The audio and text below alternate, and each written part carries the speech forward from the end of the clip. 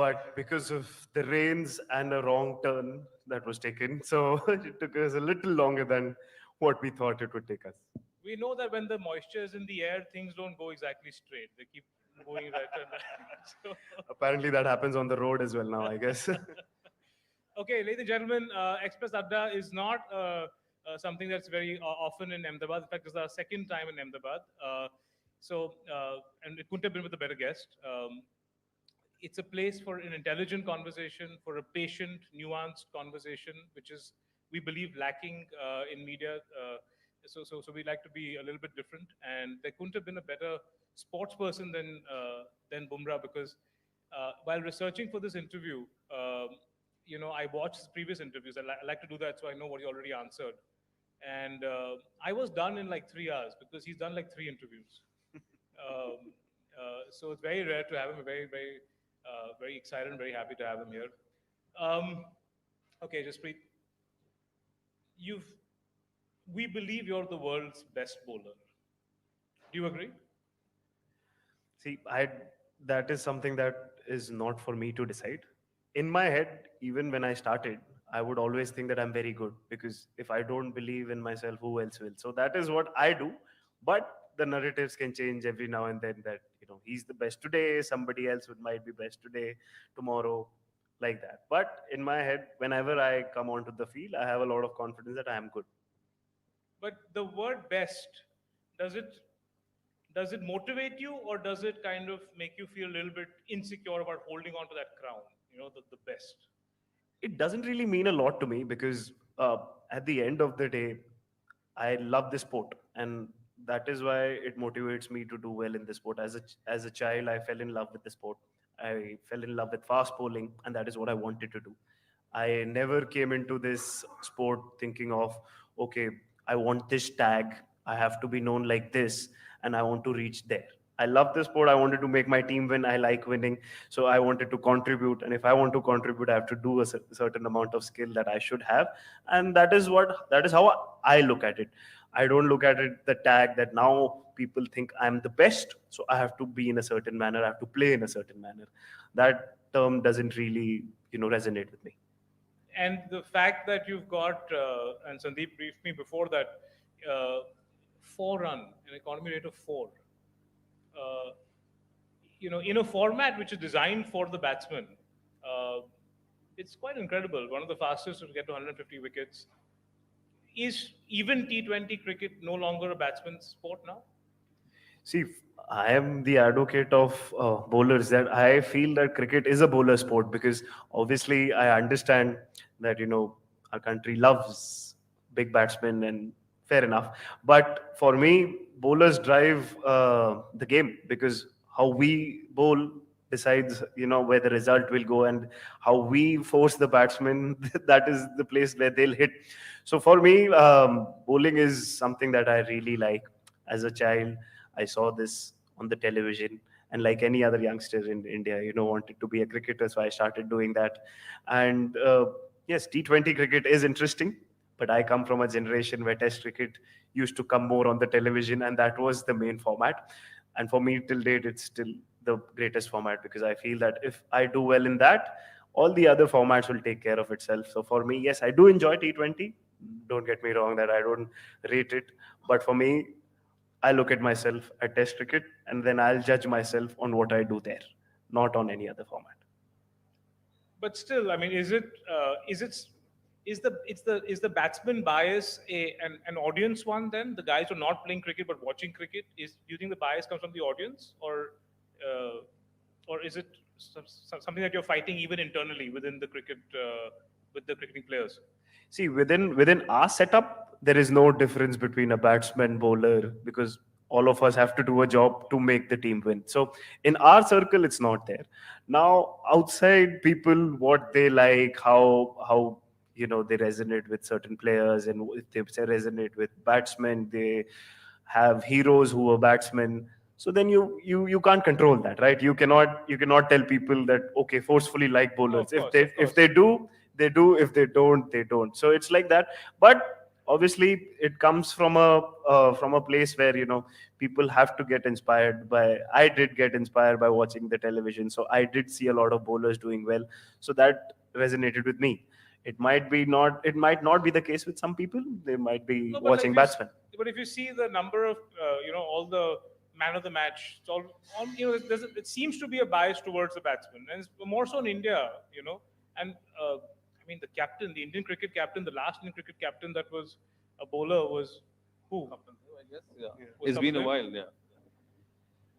Yeah, see, obviously, like I told you, like the batsman bowler narrative is only outside, not in the team, because everybody has to do their job. It's not like only the batters do it, then we'll win. If the bowlers do it, we win. So everybody has to work in harmony. So that is how I look at it. Now, rest the debate is not in my hands. That, you know, you should promote bowlers or you should do this, you should do that. That is not for me to decide. That is for the world to decide. For me, I've never tried to, try to create a narrative that you have to become bowlers have to be more important and promote us more and give us more limelight. I have never played this sport for that. So I want to do my job to the best of my ability, and then after that, whatever comes, it comes with it. Uh, just with like you said that you learned your fast bowling through television, watching, that was the main thing. Uh, I've read somewhere that like you would every day change your action. Like if you watch, say, Wasim Akram, you will try that. You see Makaya Intini, you go down, play in the building with your friends, you again change your action. So what was it? Like who were the bowlers who and one of your friends told me that you could actually bowl with your left hand also. Like how you had this thing about watching something and doing exactly that in the evening when you go down to play. So I was one of those kids. Whenever you hear the commentary that, if there's any youngster watching, you can learn cricket like that. So I was that youngster. I was so fascinated by the sport that I didn't get a lot of formal training. And my mother also didn't want me to play cricket till I finished my 10th, because she thought that I'll not be able to focus on my education. So the only way that I could learn was through the television.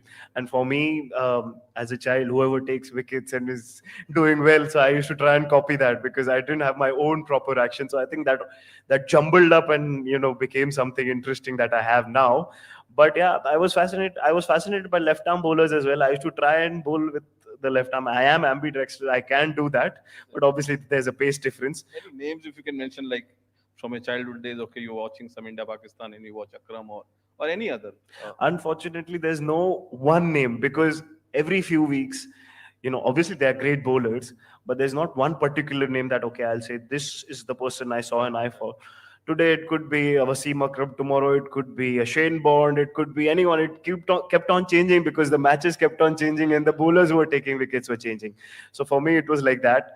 But yeah, it fascinated me quite a lot, and I'm from a generation where, PlayStation had not really come in, so we used to go out and play a lot of cricket.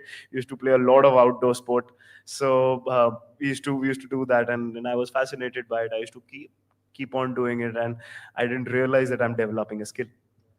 Just there's this fascinating story about you and your Yorkers, right? It started with your afternoon sessions inside your home while your mother is sleeping in the next room. You try to bowl the Yorkers and try to aim it exactly at the bottom of the wall so that it won't make noise. So you and Yorkers have this long relationship. Like, how favorite is that ball of yours? And then you meet somebody like Lasith Malinga, like the master of, and you've gone on to say that maybe even he's got a better Yorker than you even now, right? So, what is this fascination with this one ball, and how has it evolved over the years? Like you have changed, you have so many variations. You have the slower Yorker, faster Yorker, reverse swinging Yorker. So, please, your journey with the Yorkers. So, because I watched a lot of television, and this delivery is like a cinematic thing that, stumps has fallen, the batsman around the ground. So for a youngster, it's exciting that I also want to do this. So that's probably the first delivery maybe I observed in cricket. So for me as a youngster, I thought, okay, if you want to take wickets, this is that delivery you have to bowl. So if you see something on the television, you go back with your friends, you're trying to do that. So that is, I think, that's how I developed it. But going further, I did not realize that I was developing a skill. Now, when I came into serious cricket, I realized that I have a skill. I've kept it with me. But along with that, I cannot be a one trick pony, and this is something that I got it from tennis ball cricket and I got it to serious cricket. But what are the other things that I have to develop? Because there are a lot of aspects to bowling. They have to know a lot of other things as well. Yorker. So yes, it's cinematic. It's a spectacle that yes, when you execute it, it looks really good. It looks even better on a photograph when the stumps have fallen and the batsman is also on the ground. But yes, that is somehow I got fascinated by it. I used to watch videos of these bowlers, bowling Yorkers, and then I used to visualize and dream and think that okay, one day I'll also become a bowler like that, and I'll bowl such deliveries, and kids will look at me and try and follow that. So yeah. Some days now this has started to happen, so it feels really good, and I'm very happy that I have I I have this delivery in my armory, and it's helped me quite a lot in my cricket. Just with off late, like we see you and we remember all these balls from the T20 World Cup, like Head, Rizwan, Marco, right? So, and you have a knack of coming up with the right ball at the right time, right? So, like I'm sure it is like hours and hours of hard work. But how important is the reading the mind of the batsman, like second guessing his what he's thinking, and then maybe coming up with something which is different from what he's thinking. So, what is it like? You sit with computers? Is just you think on your feet, or how does that work? So when I came into cricket, then I actually didn't know a lot, because when I started playing in the IPL as well, I even used to go and tell Rohit that you set the field. I don't know where the ball. I am going to bowl this ball. You set the field, and I trust you. Whatever you feel is right, you set the field. But then slowly I realized that I cannot be wholly dependent on someone, because I have to learn my own craft. So slowly I started doing that analysis of what do I do, how do I take wickets, and how do I become successful. So initial years when I was trying to learn the craft a little more, that is the time I used to look a lot at the data and analysis. I used to do a lot. I used to sit that this is the place where I have to bowl, this is the trend. But then later on, when I realized that yes, now I know a lot of things, I don't want to overcomplicate things. So now I trust my skill, I trust my gut, and then when I come to the game, I know that okay, I trust my decision making ability, that when I'll come into that pressure situation, I'll take the right decision, and I feel that I'll trust my instincts to take over and take the right decision on that moment. So it isn't something in the sense like, okay, the England series is there, and so okay, they have Joe Root, and this is how he plays. And you're sitting at home and generally having your breakfast, and there is this eureka moment that okay, this is what I should be bowling. You keep brooding about your bowling, or is it again, as you said, there on the field when you're at the top of your run up? So when I was a youngster, yes, I used to think a lot more. But then now I'm married. I have a child. I don't really have a lot of time to think about bowling at breakfast, and I don't really think a lot about cricket when I'm not playing cricket.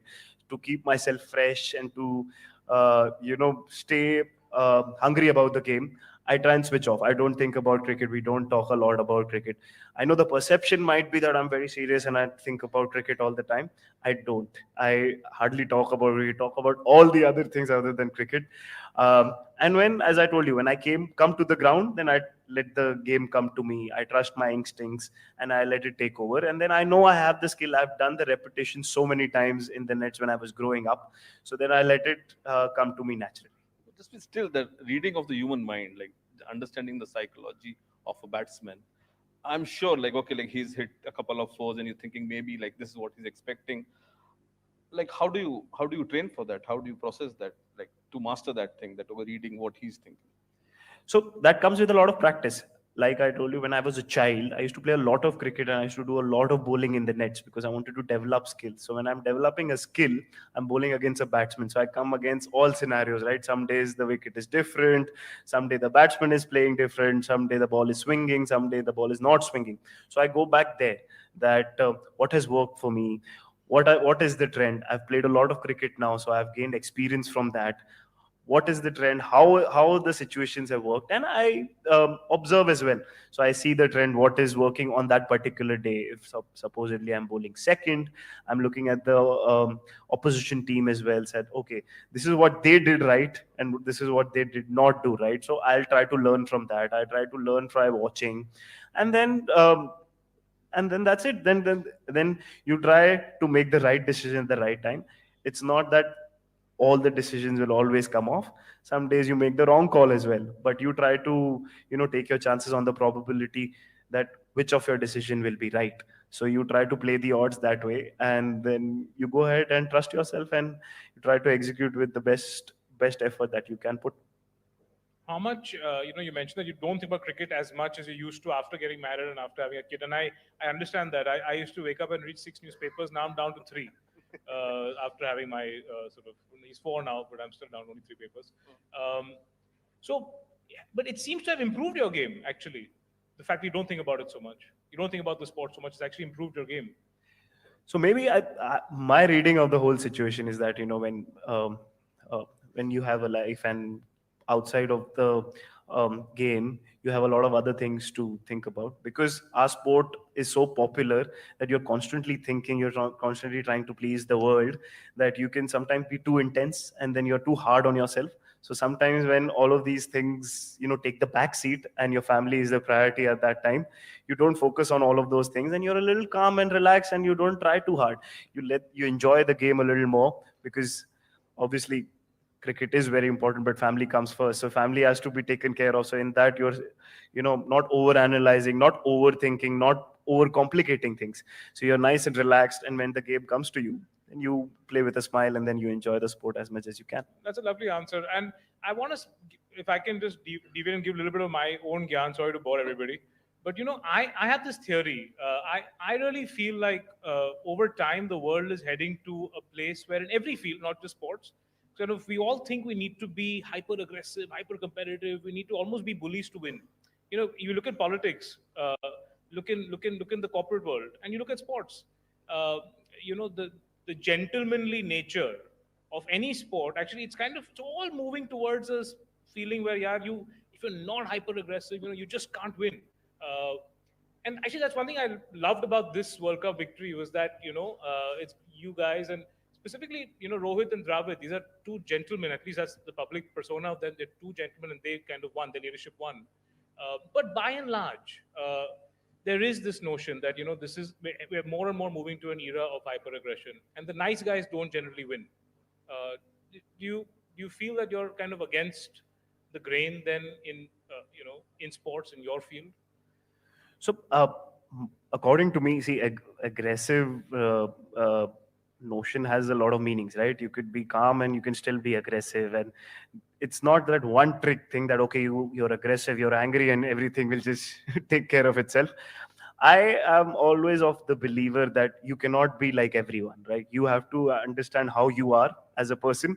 You cannot try to copy someone. You can't. Okay, you can be inspired by someone, but that person has their own skills. You must be different. You have to find out what works for you. So be it aggressive, if it's that, great. But if it's not, you can't be pretending to be aggressive, because you'll be called out eventually. So for me, I don't look at others.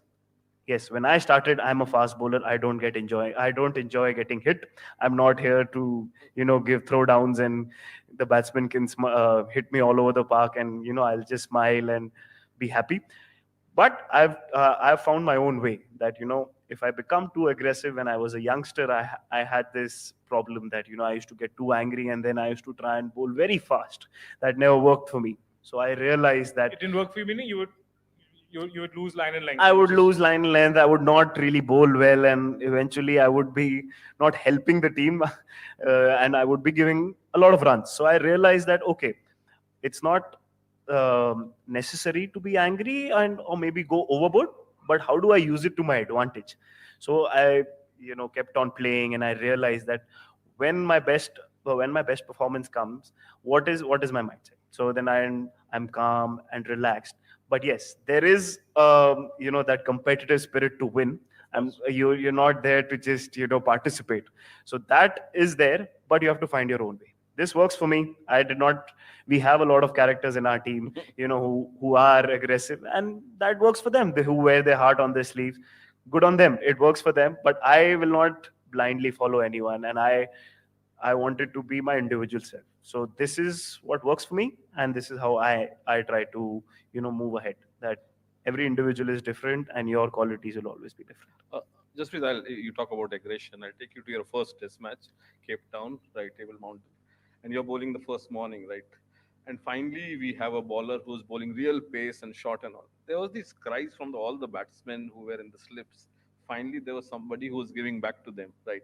So, are there times when the batsmen in the team are more inclined to ask you to bowl those short balls, or they want more aggression from you, just in terms of like what they have been getting for so many years? Like finally there's an Indian bowler who bowls at that speed.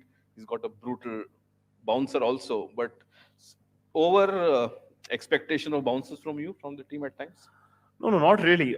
See, aggression, as I told you, when I was a youngster, it's not necessary that you have to go out there and, say things verbally. There have been great bowlers who've not said a word, but their face says everything and their actions speak a lot.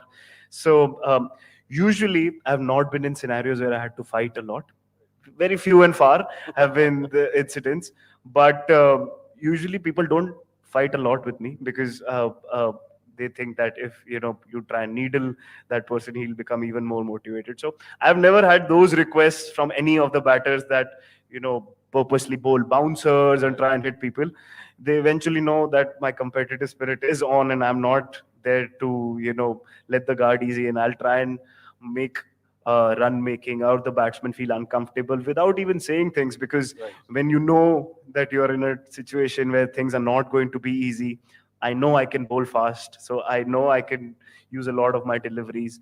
When I want to intimidate, I don't need to say it. I can my ball can talk, and it can do the talking for me. So I don't need to do it for the cameras and be over animated and try and to be a clown. So for me, it's important to you know hold your composure and be true to yourself. This is how I am. So that's how I usually try and conduct myself on the ground.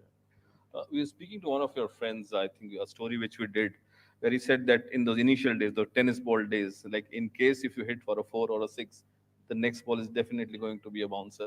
But how over the years you have changed that, you have put a rein on your mind, that we see you playing international cricket, like very different. For all you know, it could be a slower ball. Like I remember this game against Afghanistan, their opener was hitting you as in he hit a couple of fours or something, and you would expect, okay, you would bowl a bouncer, but a lovely slower ball outside, and he was out in the slips.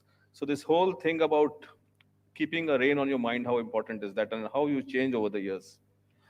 No, so see, obviously that competitive spirit is always there. I will obviously push and try and to get the batsman out.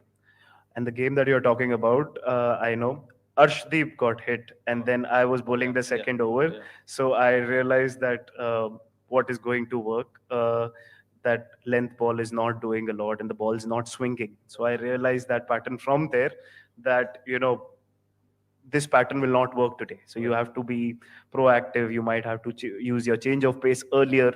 So this is what I was talking about, the observation that maybe somebody else is bowling, but I'll still keep my eyes open and my thought process is open, that what do I have to do. So all of these things. And obviously, yes, like I told you, I'm a fast bowler. I'm not there to give throwdowns even in the nets. Sure. I might not need go there and abuse the batsman, but I will not try and make life easy. I want to make it tough, because that's how I play my cricket. I play my cricket with a lot of pride, and I do want to win like any other sportsman. So I try to give my absolute best in whatever competition that I come in, and then whoever is good on that particular day will win. So that's how I operate. There's been two balls of late which you have bowled, which are very memorable, and they are very important for Indian cricket in general. One was that Rizwan ball, a match we thought at the very start of the tournament, you're playing Pakistan, it could have gone the other way. And the other, I think, more significant even in terms of world cricket, was that ball you bowled to Oli Pope in the Test match series, right? They had won the Test, they were quite there, and then you came up with this incredible ball to Pope, two stumps flying, which I've never seen. So, just if you can just talk about these two balls, which I think people will remember for long. So there is, see, like I told you, I was not visualizing any ball that this is what I want to do. I want to create this magic moment and create headlines and want to be on in the papers that I have done this. I was not thinking about that. I was in that particular moment.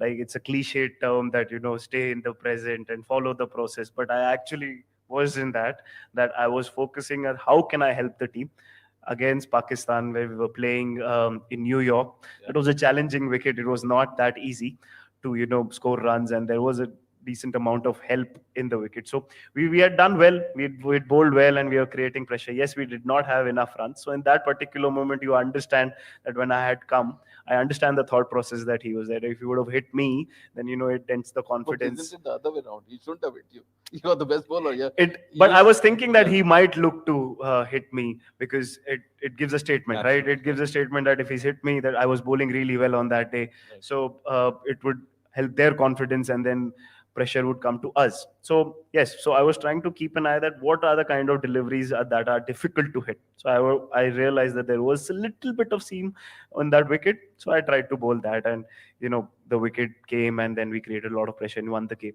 So it's like that. It's not like I've thought about it sitting Yeah. one day before the game that this is what I'm going to do. I'm going to create magic moments. No, it doesn't work like that. If you think about that, the magic moments will never come. So the game will give you magic moments, but I have to be in that game, and I have to think about what I have to do, and how can I help the team. In that, if you create magic memories, that's great. The baseball thing, coming to the Olipop dismissal, like it would have, even like if they had won in India also, again, like the world would have said that this is the new way of playing Test cricket. And that changed, that moment changed that series, right? How important was that? Especially when this thing was being said that they are the only guys who play aggressive cricket, right? So, and it was very important for the team also, I guess, isn't it? See, for us, we take a lot of pride in the way we play cricket. Obviously, those terms of baseball and aggressive, and we're playing at a high pace. That is something that we don't have to think. Yes, for me as a bowler, I've said it before, I think as well, that if people are playing hyper aggressive, I don't have to do a lot. The opportunities will come to me. I don't have to go searching for it. And obviously, in India, reverse swing is a big part. And in England, you don't need to face reverse swing, because the normal conventional swing also stays for a long period of time. So we take a lot of pride in our processes, and we have a lot of belief, and we take a lot of confidence in how we've played our cricket. So we were looking at our team, and obviously, that series was quite interesting, because a lot of the senior players were not Absolutely. also there. A lot of the new guys were making their debuts. Usually the wickets in India do turn, Right. but there were flat wickets, Yeah. and there was not a lot of help. Yeah. So this makes it even sweeter. The reverse swing came into play. I've taken a lot of wickets in Ranji Trophy through reverse swing, so Okay. I've learned the craft over there.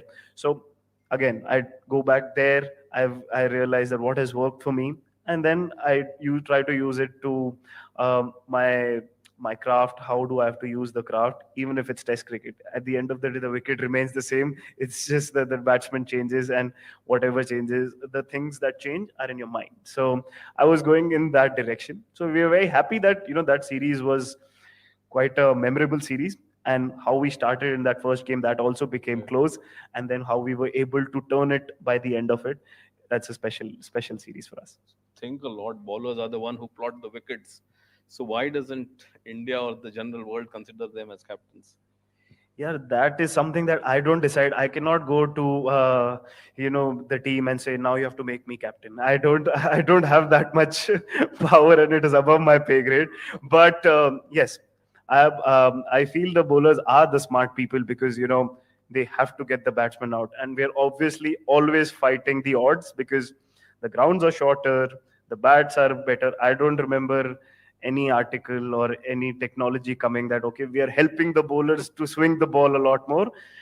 Obviously the people enjoy the ball being thrown around and like to see sixes being hit, but that's okay. So I feel that because bowlers are fighting the odds and have to do the hard job, we're not hiding behind a bat, we're not hiding behind a flat wicket, we're right in the firing line. When we lose a game, it's usually the bowlers that are being blamed. So it's a hard job. It's a hard job. So I feel that I take a lot of pride in doing that job.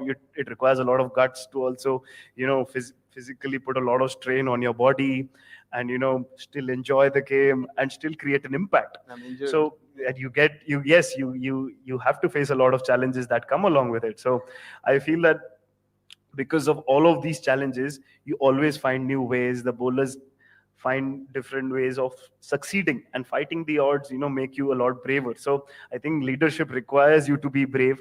So I am also always of the opinion that obviously whenever we've seen Pat Cummins doing really well. So when I was a child, I'd seen Wasim Akram captaining, I'd seen Waqar Yunus captaining, Kapil Dev has won as a World Imran Cup, Khan, yeah. Imran Khan has won a World Cup for Pakistan. So bowlers are the smart ones. It's just that okay, sometimes physically it's strainful for them, so I can understand that sometimes leadership has gone to batsmen, but it is the way it is, and it depends on what the team feels is right and how they want to take the team forward. But in my opinion, I really think highly of bowlers, and I'm a fan till date of fast bowlers. So yeah, I'm of the opinion they are the smart ones. But is it a complaint though? Like, do you think this is by and large there is a complaint of this bias then? I mean, I'm not saying you and your team, but just generally, like around the world and in India, that that people tend to choose. I mean, is it like a well-known complaint amongst bowlers that you guys are ignoring us, right? See, amongst ourselves, like I told you, we cannot control the world. No, but is it a complaint? But is it a There, complaint in we your don't minds? complain that people should love us more because we are very happy. I have a lot of people who love me, and I'm very happy and blessed with a loving family. But we as bowlers are doing very well for ourselves. We as cricketers have God has been very kind, with the amount of commercial aspects that have come into the game. We're doing very well. So we are not going out there and complaining that, we want more and people should do this, people should do that. And we are trying to give a narrative that please cheer for us and wear our jerseys and wave our flags. That is something for the people to decide. If they want to do it, it's great. But there's no complaint amongst us or we're not feeling left out. Okay, okay, but this whatever you're saying, of the commercial side, and just I mean just the new avenues for fame. I mean, it's obviously it's a new world compared to what it was 20, 30 years ago. It's a bit of a double-edged sword, and how much of the audience pressure, like you said that now you don't care so much after the family, that's one thing that's changed in your sport, but um, is that something that you think about or you used to think about, that you're susceptible to that kind of the audience? I mean, how fickle are they? Like one day they love you, next day they hate you. Just talk a bit about audience support. See, obviously, it does play a role. I cannot just deny the fact that you just keep a blind eye, but every individual is different. So obviously, when I started as well, initially 1 or 2 years, I also wanted to be of that opinion that I want to be praised, and I want people to like me, and I want to I want praises, and I want people to think that I'm very good. But then I realized in a couple of years that you cannot please the world. So I thought that if it's a battle that you cannot win, it's no point fighting that battle. So I stopped completely. I looked at what is important to me and what is the thing that is going to be constant and that is not going to change with time. So that eventually I cordoned it out, and I realized that the people who are close to me and my family, they'll always give me an honest review. They will not you know just sing praises for me even if I do well or bad. So I realized that quickly. Obviously social media and opinions are way too many now. So people have to, be thick-skinned. Players do have to find their own way. For me, what works for me is I don't take anything seriously, because apart from my game and my family, that's all that matters to me. Today people are praising me, great. Tomorrow they don't. It doesn't matter to me, because when I started playing this sport, I went back to the drawing board. When I started, there was no one on the ground. It was me having fun with the ball, and I fell in love with the sport. Rest, everything that comes along, yes, you have to take it with a pinch of salt, because I'm not going to play forever. This limelight will not stay forever. These narratives will keep on changing. So I cannot go up and down with narratives. So for me, the thing that is not constant is not important. Obviously, you appreciate praise, but you don't feel that you're the best in the world because people are praising you. And one day later, you suddenly become the worst player in the world. So I can't go up and down with that emotion. So I look at myself and I realize that if I fell in love with the sport, I will look at my sport and I will put a tick mark on the things that matter to me. So that's how I usually operate. This is wonderful. It's a wonderful, very mature answer, and I'm really happy that you're speaking this language. I think when I have seen sometimes sports people and maybe even other celebrities, in Bollywood especially, you'll see that they link it to their earnings, right? Like if you walk into a stadium and people are screaming your name, you're going to earn more money from endorsements that year, as opposed to them not, So there is a financial linkage. So have you also developed a similar disdain for wealth as you have for fame? So for me, fame comes with the sport. I've always been a person who wanted to be, very good at what I do. I never focused on fame. I never focused on, trying to be very famous. I want these number of followers. I want to be known here. People should be screaming my name. No, for me, it was always cricket. I wanted to be the best player to the best of my ability. So I wanted to do that. Now, fame and all of that does come, commercial aspects do come with it. But like I said, you cannot control everything. Because yes, today we are doing well, so people are singing praises. People will, suddenly feel that yes, you're very, very good. But suddenly, if it changes, how can you go to that emotional roller coaster? So obviously, I come from a generation where I wanted to be like someone. Yeah. So now times have changed that the I used to look at someone like a Sachin Tendulkar or someone that I wanted to know what he is doing.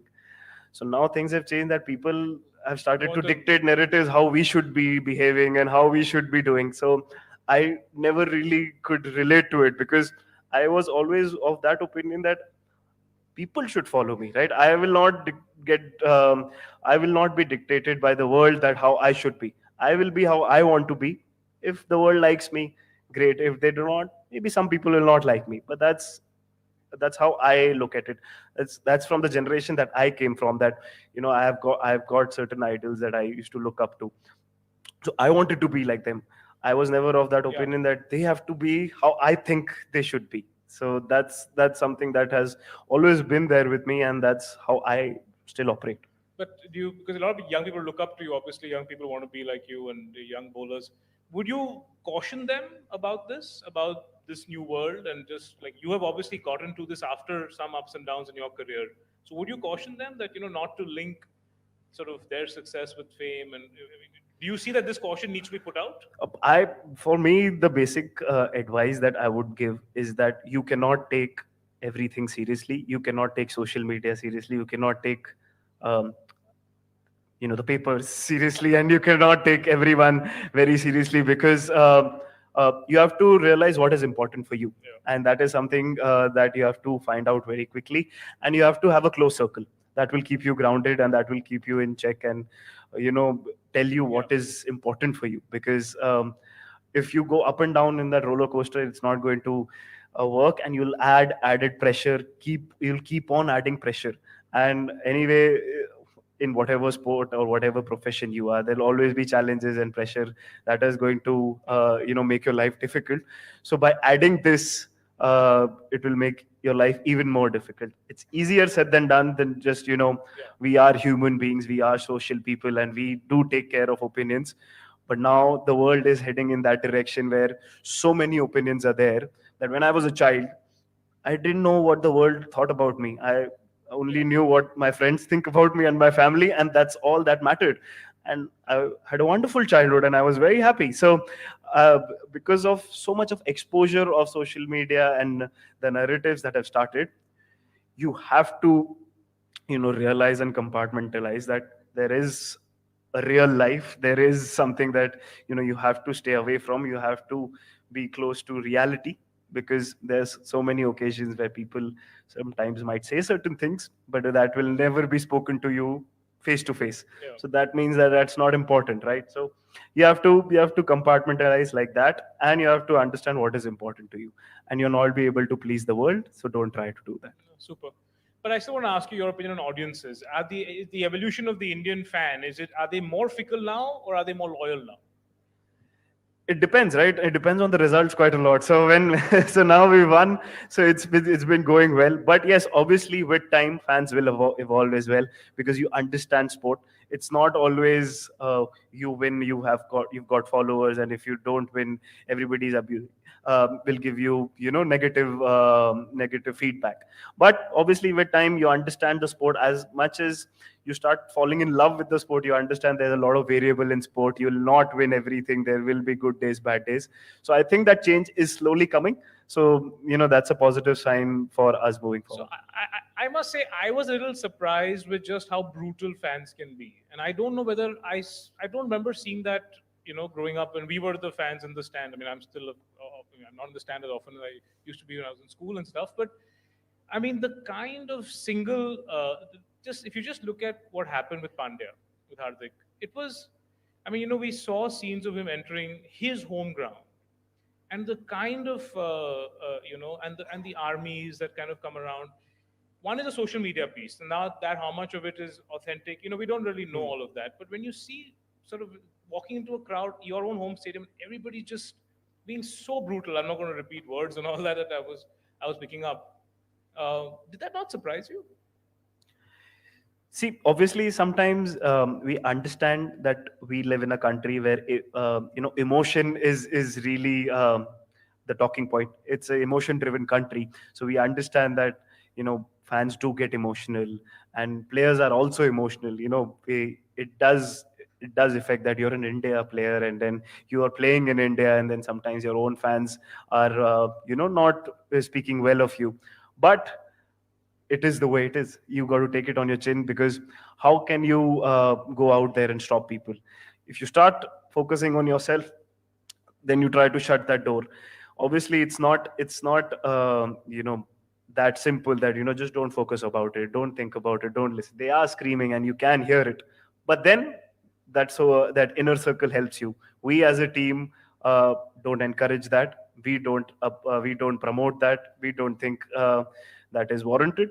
Now the world can think about what they want to do. So we as a team were very in with him. We were talking to him. We were, if he needs support, everybody, his family will always be there. So all of these things, and certain things are beyond your control. So if it happened, it happened. Now suddenly that narrative also changed, and we won the World Cup. So And it it is. changed like that, like Yes. literally in one day, in like Yes. 2 hours, all of that hatred, all that brutality just went.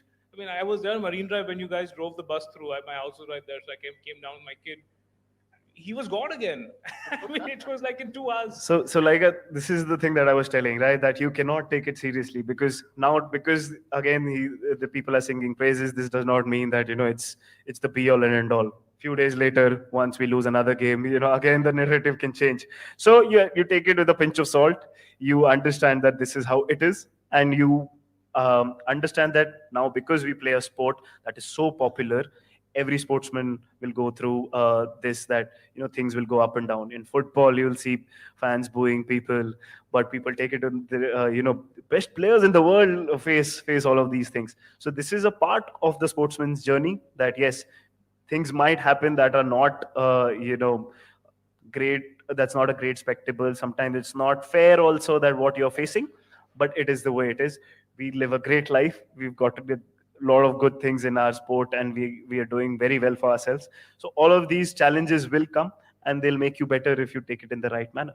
But you guys decided to you were hearing that stuff in the home state, and you decided to proactively go and be supportive.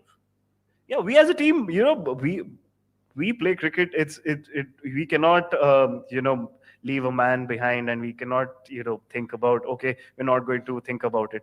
We are there for each other. Everybody's trying to help each other, and if anyone needs help, it might not be someone, because I played a lot of cricket with Hardik. It might be a youngster who's just come into the team, but we are together, and we just it's us against the world. It's like that. So we'll try to give as much support as we can, and obviously you don't want to intrude too much as well. So you give the person space as well. But whatever help is needed, as I said, we do not appreciate or warrant that we are spreading that, and it's fair that this should happen or that should happen. We were together, and we were trying to help him if he needed help. You spoke about football, and in this world divided between Messi and Ronaldo fans, you are a Abramovich fan, isn't it? Yeah. So, what could be the reason? I read a line from his book, I wanted to stand up to the whole world and show everybody who's doubted me who I really was. Is it something which you connect to? Uh, and what is the reason why you like this? So, see, like I told you, I've never been a crowd follower. So it's not like because 50 people like certain people, I like that person. I've always been very different in that aspect. I am a fan because his story resonated with me because when I started playing the sport, I come from a family where nobody's played the sport, nobody knows anything about the sport. So not a lot of belief was there, so I had to instill belief in myself that I'll be a cricketer. Then I came into the sport. I used to bowl a little differently. I still do. So people did not have a lot of belief in the cricketing setup, that what is this bowling style, this will not last. So fighting the odds and making it big, that is something that I had seen in his story as well. And not letting the world affect him, and in fact dictating terms how he wanted to live his life, Right. that is something that resonates with me, and that is something that I also picked up. So that is why I'm till date a fan. And he lives his life how he wants to live, Right. not the world, how the world will dictate. If you like him, great. If you don't, Right. that's how it is. So that is why I think his story resonated with me, and I went more into it, and I became a fan You met him eventually. ever? I've never met him, but You would want hopefully to. one day, I get an opportunity to meet him. Okay. You said that nobody from your family had played cricket. So there's this interesting thing, I think, where your mother says that she gave you 3-4 years till your graduation to work out on cricket. If it works, great. Or you go to Canada, which is a very Punjab thing, I guess, right? So could you do you sit and ever imagine that what you would have done going to Canada? Maybe you would have been playing this World Cup for Canada for India's bad luck. It didn't happen. So, what you had in mind about in case cricket doesn't work, what could have been the future for you? See, if I'll give a really honest answer, I have no clue. Because in my head, I'd always convinced myself that I'm very good, and somehow I'll become a cricketer. But yes, obviously you come from a background where nobody knows anything about the sport. My uncle, lives used to live in Canada. Now he lives in Okay. America. So he lives there. So we had decided that Okay. okay, till my mother had given me a few years that okay, you can try whatever you do is in this cricket and all, you can try. Because she thinks that so many people play Absolutely. sport, and how will you get there? We don't have a lot of means to give you, and you've not really done this since you were a child. So it's a fair as well.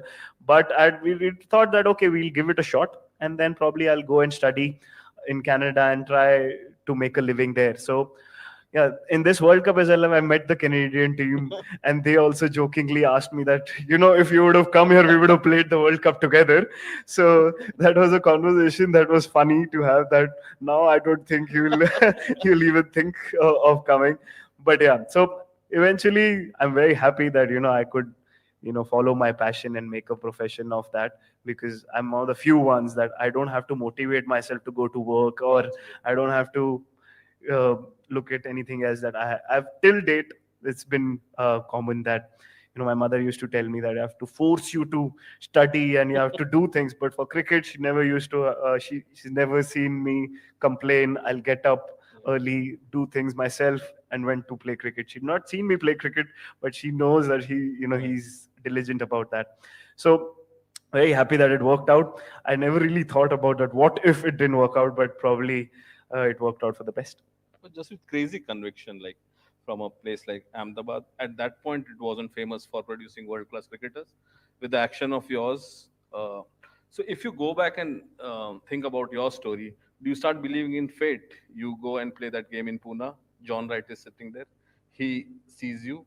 You go to a franchise which has people like Malinga, who is a master of the kind of bowling which you do. You are somebody like Shane Bond, who has been injured for so long. He has a very long history of injuries. They both are so important for your career, isn't it? So, do you believe in fate?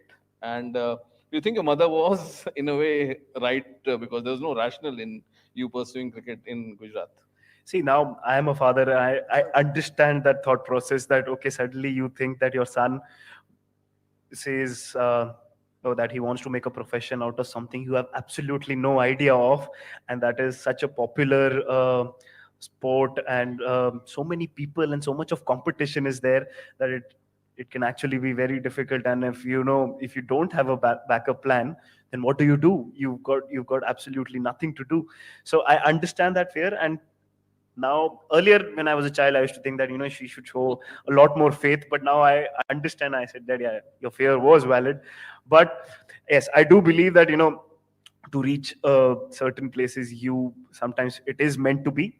But the people who get there are usually the ones who are working very hard. So it's not like I was an overnight success, that I had to work really, really hard, and I was really diligent in what I was doing. So then God gave me an opportunity that I was at the right place at the right time. Things clicked, and I had not imagined that this is how my journey would go. And usually you hear these stories about some people will spot you, and then you get selected. That doesn't happen. That only happens in fairy tales. But it actually happened with me.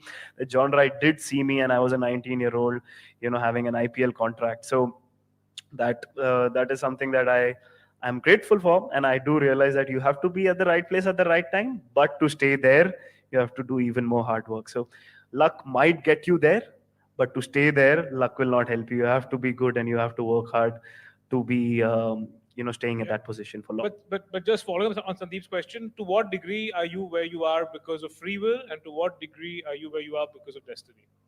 Of destiny. To what degree is it destiny that got you here? To what degree is it the free will, your hard work? That Yeah, got it's you 60-40, I guess, because 60 in favor of hard 60 in favor of the hard work, because you will only be lucky if you Yeah. work hard, because uh, then eventually that ratio changes to 70% hard work and 80% hard work. But initially, yes, you need to get a little bit of luck, because so many people play this sport, and India is full of talent. Yeah. So sometimes you might be great, but you'll never be spotted. Obviously now, because of social media and coverage, that doesn't happen now, because you'll obviously, if you're very, very good, you will be eventually spotted. But I do understand, and I am grateful for the opportunity that was given to me. I'm not saying that, okay, I am the be all and end all, and everything that I've Sure. gotten is just because of hard work. I do work really very hard, but there are certain aspects that you cannot control, and sometimes it just works out. What do you? I mean, do you believe in things like? Do you believe in a higher force, a larger energy of the universe? Do you believe in something called God, someone called God? I mean, how do you think about these things? Because you're obviously a deep thinker. I can see that in this conversation. So So I'm not that person who's very religious, that if I pray to God on Sunday and then He'll listen to me. I'm not of that school, but I do believe in God, and I have that faith that there is a higher force, that things are meant to be, and your journey, ups and downs, there are things that happen for a reason. Whatever happens, does make you better. So I do believe in that, because my journey is like that. Whatever has gone through in my journey, I would not change a thing, because every story or every ups and down has got a connection with where I eventually ended up. And every challenge eventually, when I think about it in hindsight, has made me better. So when I want to be better, a challenge will come for me to get better. So I think about it in this manner.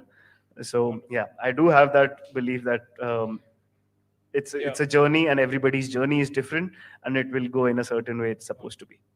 So I think two more questions. We get to the audience. Then I've got a not so rapid fire. So Uh, just with like the way you speak now, but very early, even when you were around 19 or 20, you had a very matured head on your shoulders, and the kind of things which you said. Um, when you now meet players of that age, maybe on the IPL circuit or maybe in the Indian team, is it a very different mindset in terms of are they very keen to play Test cricket? Is the IPL money just enough for them, right? See, and do you think as a senior player who's seen it all, a compulsion to tell them that boss, what you're thinking is not right. It's only Test match which will make you a complete player. Do you think that obligation towards Indian cricket and the game in general? See, when I was a 19-year-old, my life has been different. I lost my father very early, so we became very close as a family.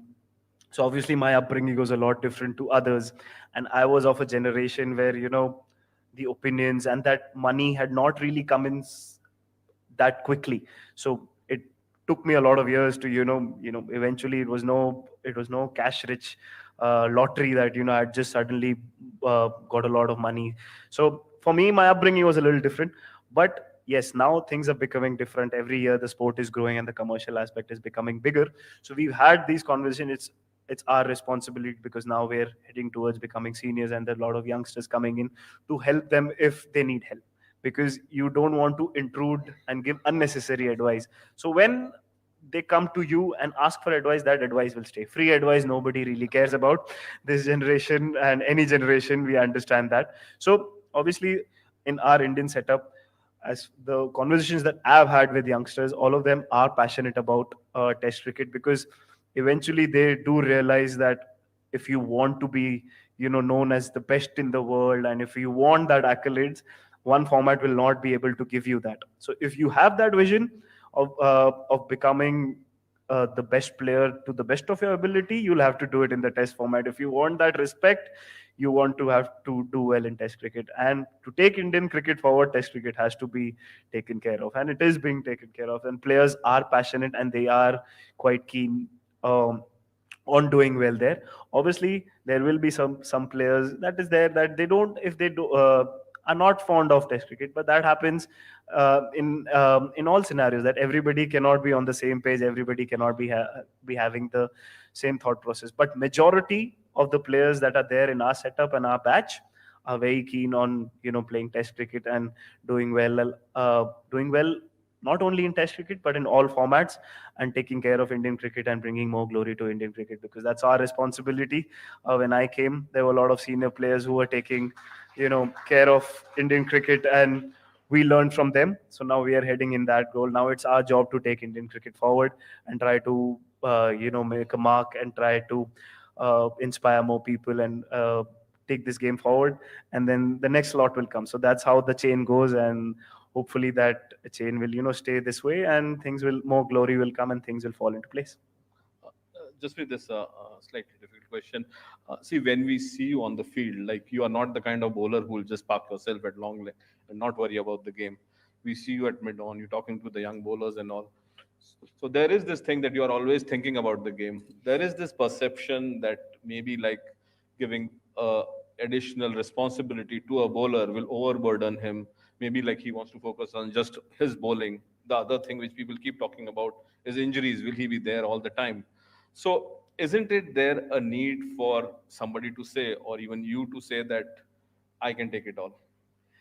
See, perception changes with results, right? So I came from a perception where this bowling will not work, this bowling action will not work. Now people try and copy that. So perception changes with results, but you don't try and purposely say things. You try your results to talk, and obviously, see, Pat Cummins is a big example, right? A fast bowler who takes a lot of responsibility, takes a lot of pride, won the World Cup, won the WTC final, got a lot of positive results for the team. So it depends on how you think. What is your individual's perception? Me as a bowler, I don't think that it's a lot of burden, because when you play cricket, you want responsibility. You don't want to hide behind anyone, and you don't want to be the backbencher and quietly do your work. You want to take the problem head on, and you want responsibility. That you have to be of that mindset that give me the ball, I will make a difference. Obviously it will not happen every day, but you love responsibility, you want to make an impact. So I am of that opinion that there's no better thing that having responsibility and trying to make a change, and try to make a change by taking Indian cricket forward. I don't think of it as a burden. And injuries is a thing that it can happen to anyone. A batsman get hit on the head, he's out of the game with a concussion. So then what do you do? So then you cannot be just labeling it. Yes, obviously fast bowling is a tough job, and I do understand that, but it depends on how you are looking at it. If it's a glass half full or it's a glass half empty, because I look at it, most important thing in cricket is captaining, how you bowl and how you set up fields. Because when the team is batting, You don't have to captain. Everybody's sitting inside, and there are only two people outside. You have to manage the field, you have to manage bowling changes, and you have to have empathy towards bowlers. Rohit is one of the few captains who has a lot of empathy towards bowlers, being a batsman. But having empathy and how to use bowlers when you have to use bowlers, it's a tough job, and to understand the bowler's mindset. So I think, see, bowlers can make very good captains, and they understand the sport, and they understand what they have to do. Lovely answer. No, great answer. And I think I'm reading between the lines of that answer, but I won't elaborate more. But still, just tell us a little bit. I have two questions which go to the audience. But uh, Rohit's captaincy, Virat's captaincy, Dhoni's captaincy. You've seen three, incredible captains. Just tell us a little bit about how each one was different, and how each one was similar. See, each one will be similar in that aspect. Like I said, that we have to take Indian cricket forward. Now, nobody was trying to copy anyone, because you cannot copy anyone. You cannot copy an MS Dhoni. You cannot copy a Virat Kohli. You cannot copy a Rohit Sharma.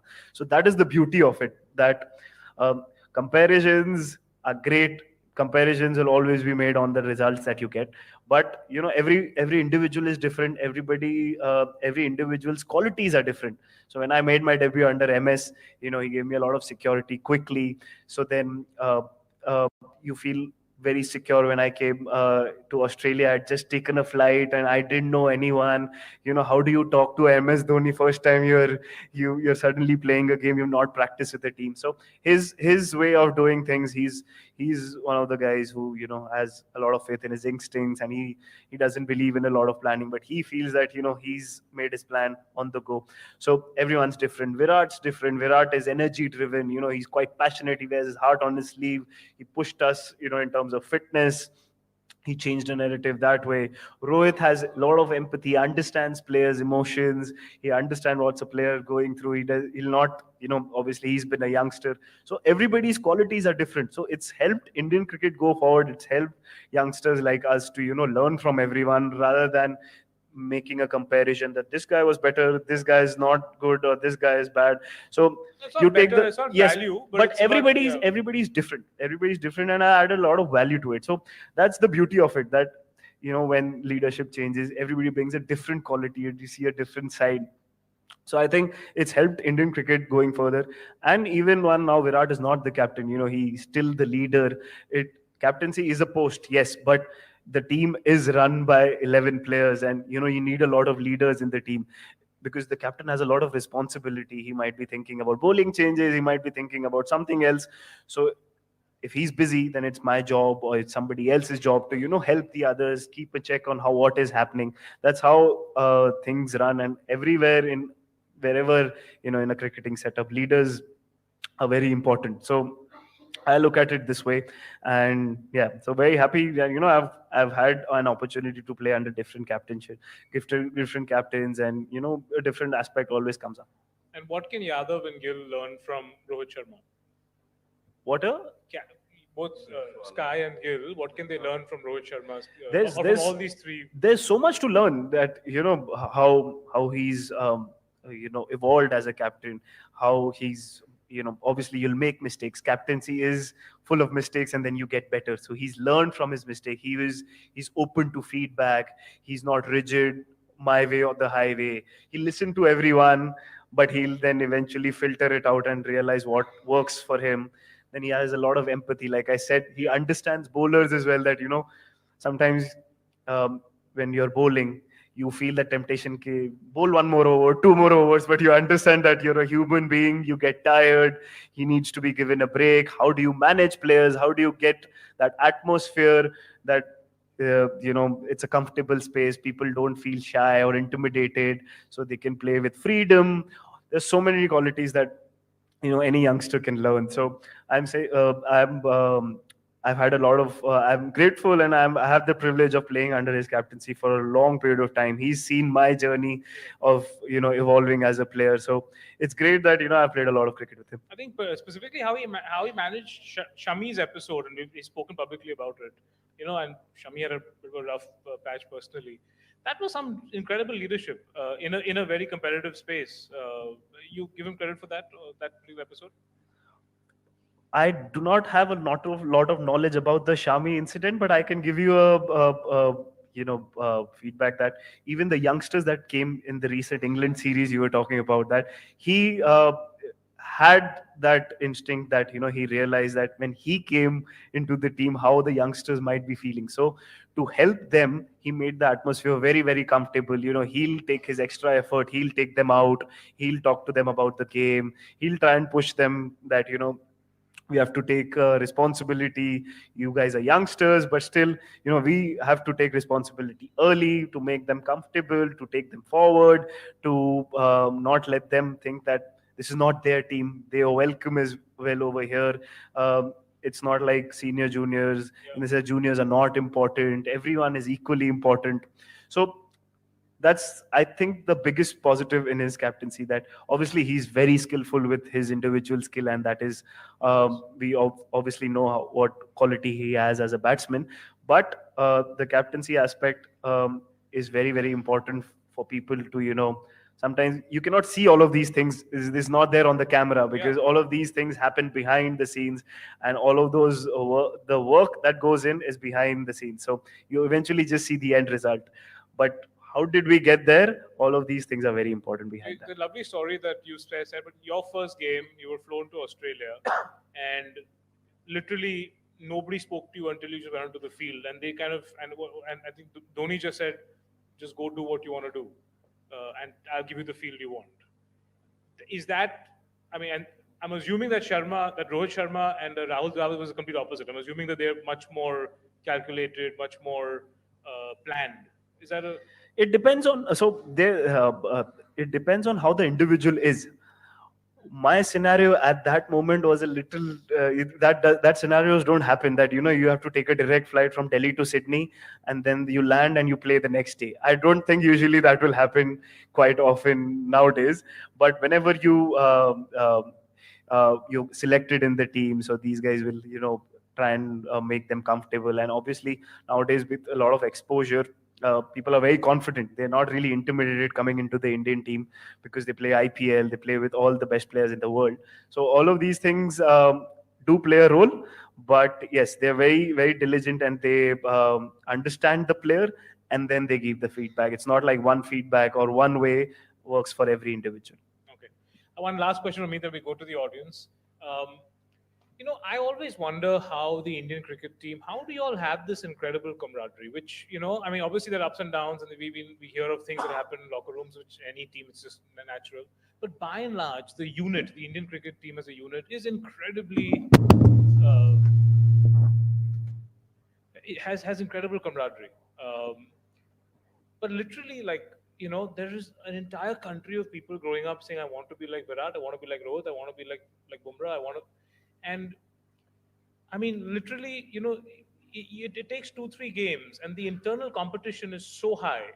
How do you balance that camaraderie, knowing that there's always so many people who kind of want that spot? It's a very coveted spot that you have, and you also want them to evolve, and you want the young guys to be faster than you, better than you. So how do you deal with that? How does that camaraderie maintain when you know that, listen, you don't have to run faster than the tiger, but just run faster than the guy next to you? That old corporate saying. So I think, because everybody's gone through a similar journey, everybody knows the hardships of making it big, and everybody, all of us had the same dream of eventually reaching to the Indian team and doing well for them.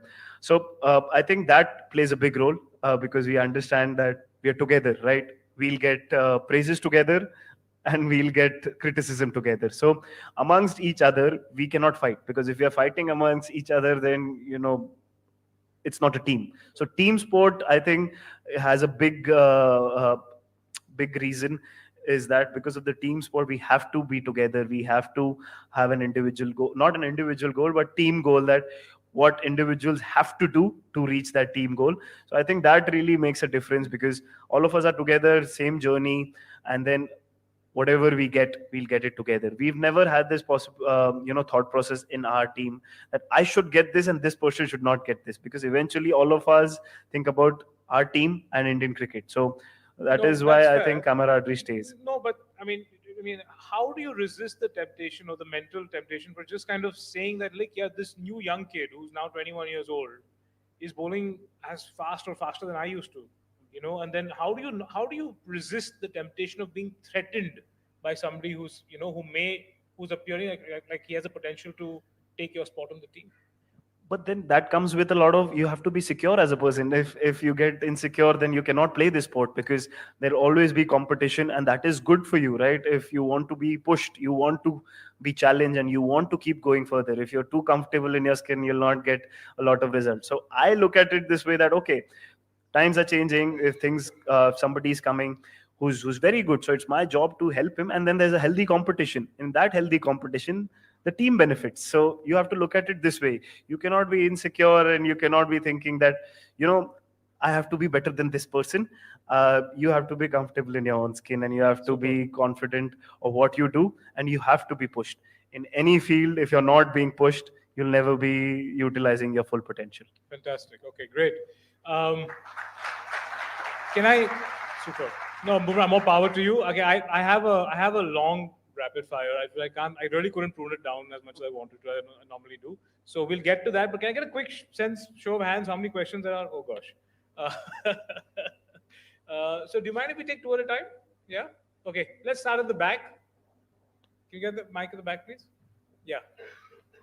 The gentleman in the blue shirt and the gentleman in front of him. Yes, please wait for a mic. And do a short introduction of yourself, please. Yeah. We generally like to, we believe in a affirmative action, so more women hands up, we'll get more mics. Generally, is how we do it. Go ahead.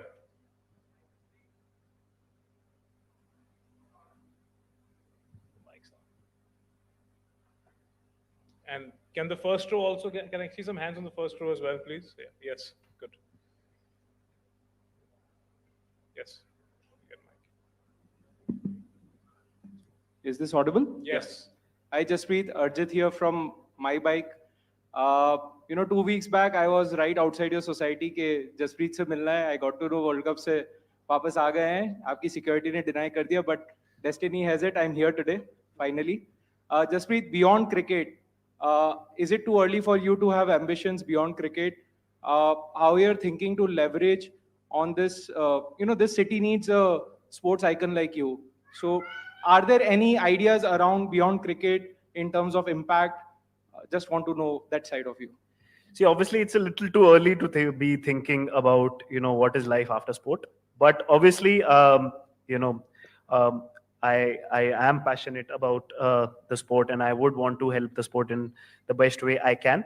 But yes, I live here. I am from here, and I started my journey from here. So I would want to help as many people as I can when the time comes, even till date. So yes, I've not yet thought about too far ahead, because then I will not be able to enjoy the now, because I want to enjoy my whole journey. I want to give it my absolute best. I don't want any regrets. So I've not really thought about what is after the sport. But if given an opportunity, I would love to help the sport and give it back to the game.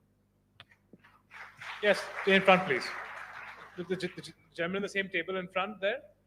Okay, there's a lady behind you. You can give it to her. Yeah, the lady behind you. Yes. Hi, Jasprit. Short intro, short Big question, fan, please. yeah. You got a lot to go. I'm Aarti. Big fan of your bowling, as everyone is. My question is, you go ups and downs. How your family tackles, how your wife, how your children go through this whole journey? We'll take one more question at the Yes. same time. Okay. One more question there. Yeah. In front. Right here. Please give it. Short. Yeah, this is Dharmesh Shah, Vice Chancellor of the university. I just have because when you started a career as a bowler, there is a traditional bowling actions, and your bowling action is completely different. So I'm sure that you must have an initial struggles getting into the team. And what is your mindset during that period? So, to answer the first question, my son is 10 months old, so he doesn't know what is ups and downs, and he doesn't know what is good day, bad day. He's happy all the time. But my family, as I told you, that my family is who's come from an education background.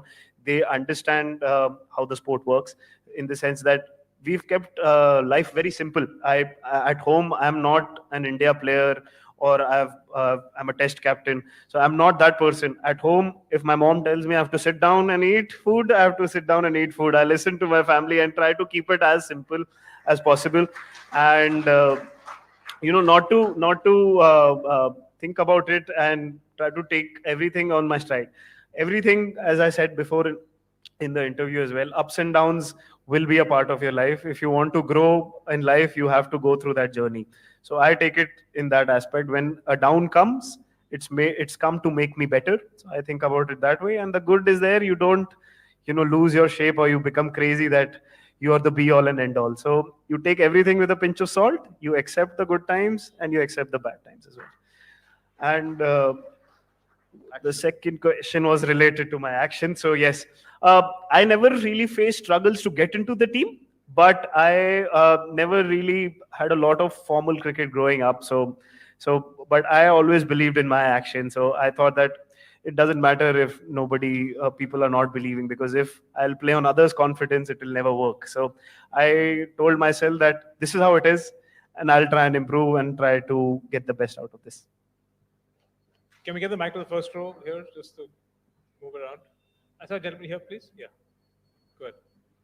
And yeah. Hi, Jasprit. I'm Mr. Kamrat. I'm a businessman. So my question is business. So when do you see as a business? I see you as a businessman starting your own startup. And when do we get to finance you? Because you have a nice business brain. That much I know. See, this is the first time I've heard that I have a business mind. But yes, obviously, you think about all of those things. But I've not really thought about having a startup, because you have to have a good idea before starting a startup. My father was a businessman, so I know what is how a businessman's life is. But hopefully, if I have a good idea, I will let you know, and then you can finance the idea. Wait, did you open a restaurant recently? Did I hear that wrong?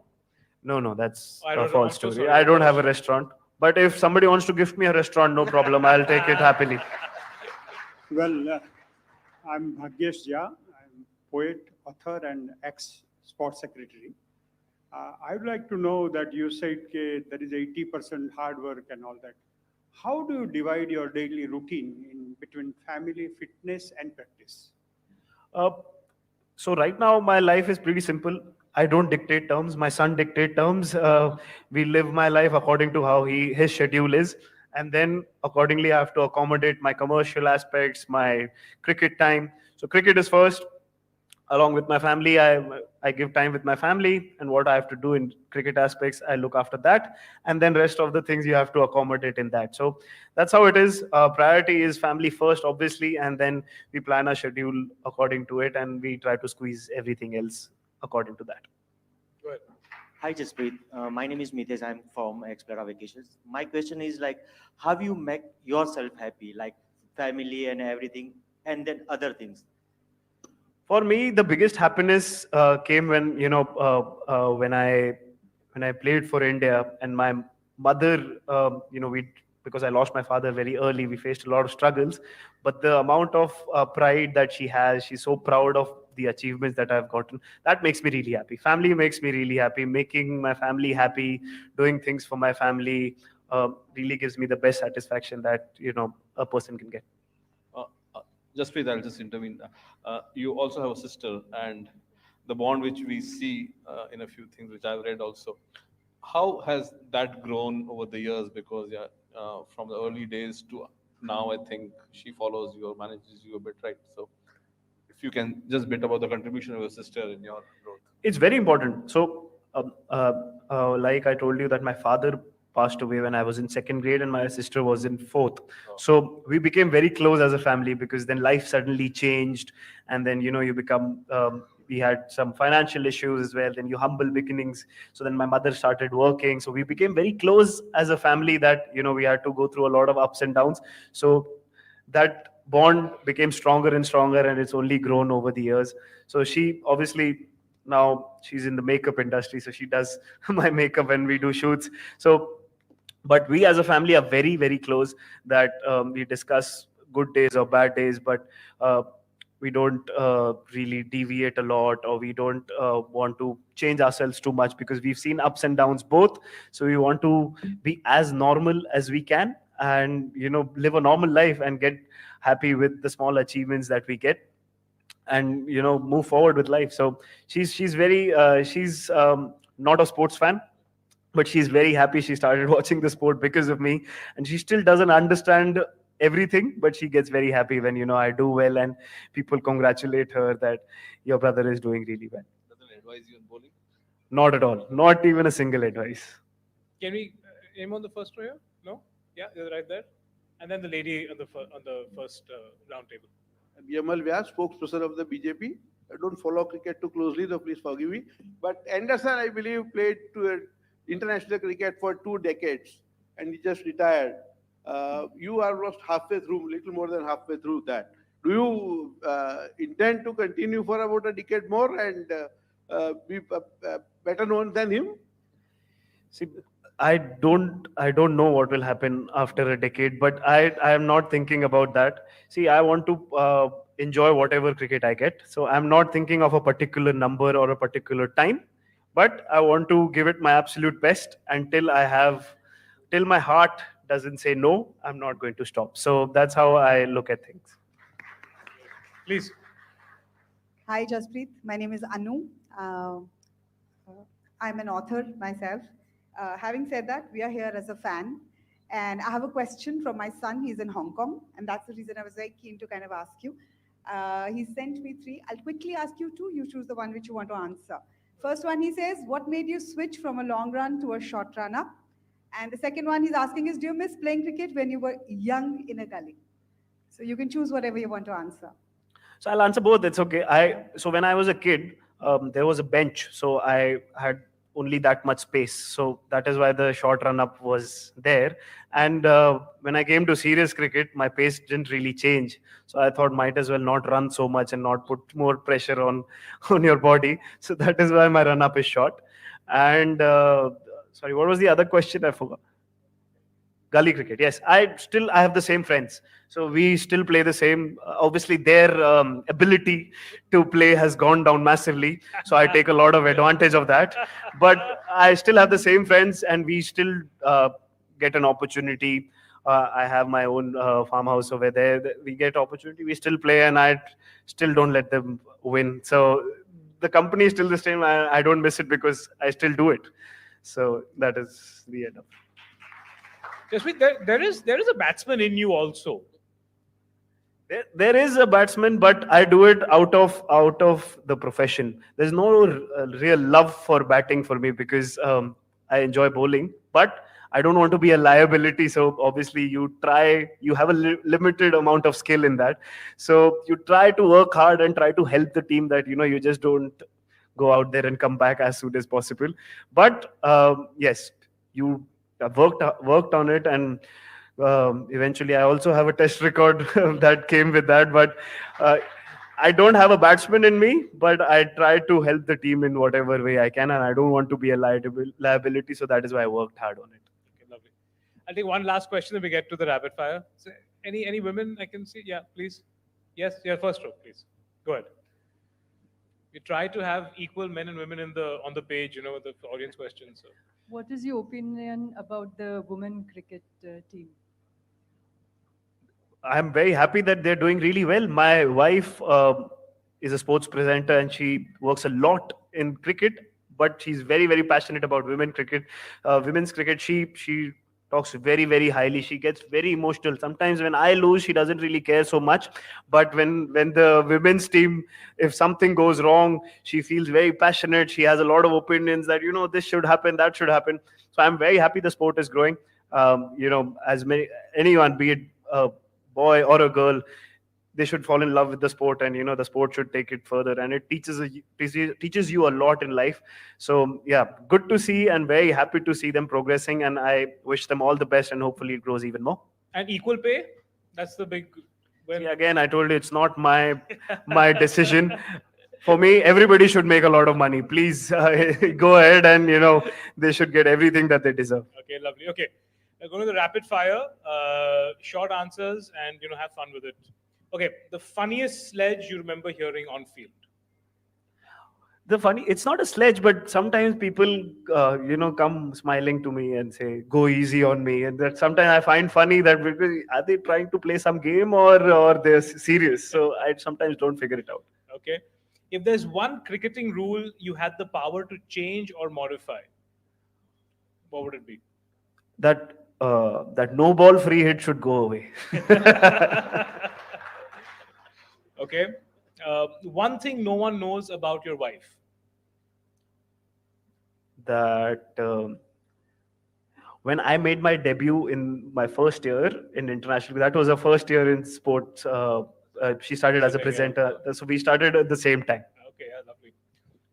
Your favorite moment in the entire T20 World Cup? What was that? Your one favorite moment? The last ball that finally we won. We've been trying really hard, and midway through the game, you're confident, but people started getting quiet a little bit, and shoulders started dropping. So from there we won. That was an unreal feeling. Super. By and large, sportsmanship in cricket, has it increased, decreased, or stayed the same since the day you joined? I think it's increased quite a lot. Okay. If the one umpire decision that you still think was wrong? Still think. See, obviously, right or wrong is different. But in the World Cup final, if you would have seen, I got an umpire's call on Manas Labuschagne. So I still, whenever I meet Richard, I tell him that he could have given that out, but I don't have that power. It was a decision that was made. Okay. If not Mumbai Indians, which team would you like to be in? No idea. I've not really thought about it. It's always been Mumbai Indians. First game I've played for them, so it's been more than 10 years. Okay. Your favorite celebrity sighting at the Ambani wedding? The Ambani wedding. Oh, that's an interesting question. But I always wanted to meet Rajnikant, so I met him. So yeah, I think that would be. Yeah, that's an answer. The one wicket that brings a smile to your face: Ollie Pope, Sean Marsh, Mohammad Rizwan, Ollie Robinson, or Virat Kohli on the IPL debut? I think I'll take Virat Kohli because I was a 19-year-old kid. I'm still convincing myself that I belong here. Obviously, that one wicket didn't change it, but Virat Kohli is the one. Okay, lovely. Is there any brand or type of product you'd never endorse? I would never endorse. I've not really thought about it, but I don't know. I might not be. I don't know.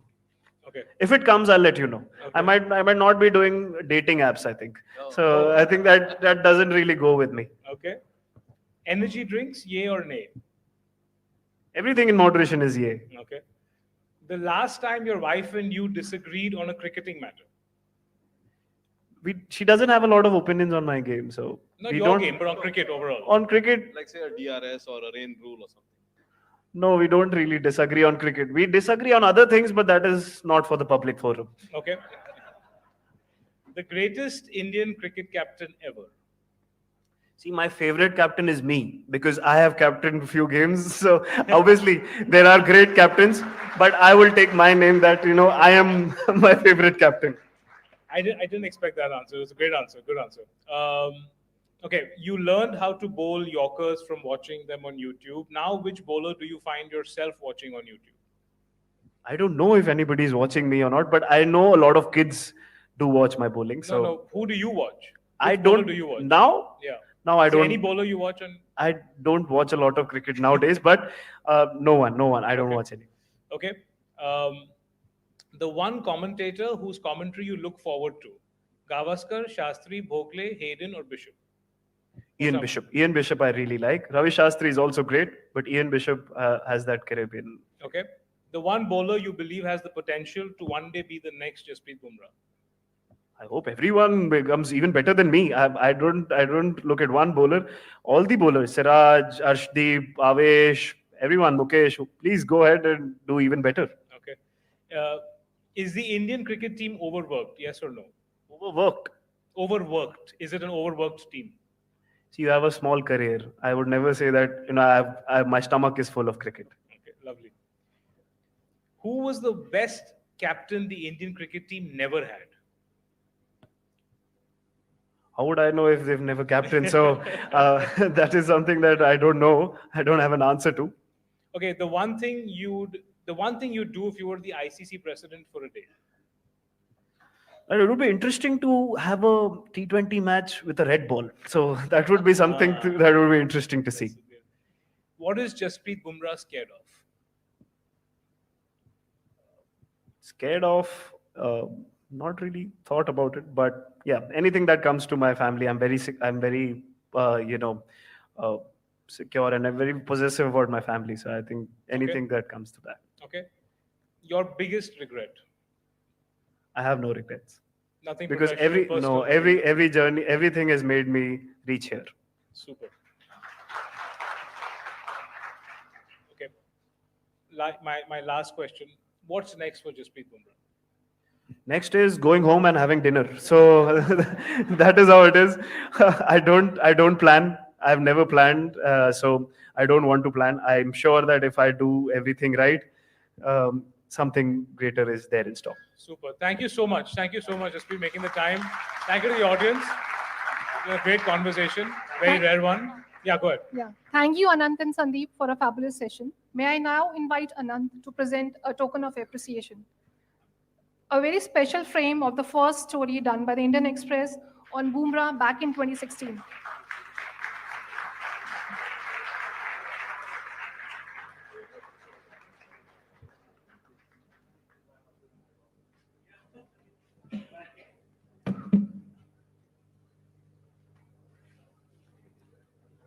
As we conclude, I would like to thank our partners. Presenting partner, Religare Enterprises Limited, co-presented by Adani and GMPC. Associate partner, Parur University, Wealth 361, Gadvi Gujri, Explera Vacations, MSME Bharat Manch, Omega Seki Mobility.